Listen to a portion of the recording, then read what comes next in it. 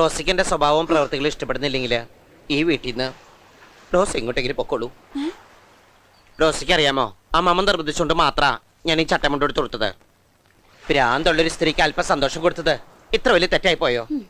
അമ്മമ്മ പറഞ്ഞ അനുസരിച്ചില്ലെങ്കിൽ പെട്ടെന്ന് അവർക്ക് ഭ്രാന്ത് കൂടി അത് ഹാർട്ട് അറ്റാക്കായി കരളിനെ ബാധിച്ചാൽ. അല്ലെങ്കിലും ഞാനിവിടെ വന്നപ്പോ മുതല് റോസ് എന്നെ വിട്ടിട്ട് പീഡിപ്പിക്കല്ലേ. എന്നോട് ഇങ്ങനെ പോരെടുക്കാൻ എന്ത് തെറ്റാ ഞാൻ ചെയ്തത്? ജോൺഫിയുടെ ഡ്രസ്സ് എടുത്തതിനെ ഫ്രണ്ടി പറഞ്ഞിട്ട് റോസ് എനിക്ക് തന്നോ? എന്നെ ഒരു ബ്രദറായിട്ട് കാണാൻ ബുദ്ധിമുട്ടാണെങ്കിൽ എന്നെ ഒരു സിസ്റ്ററായിട്ട് കണ്ടൂടെ? അതെങ്ങനെയാ? ഞാനൊരു അനാഥയാണല്ലോ, ആർക്ക് വേണേലും എന്നിട്ട് തട്ടി കളിക്കാം.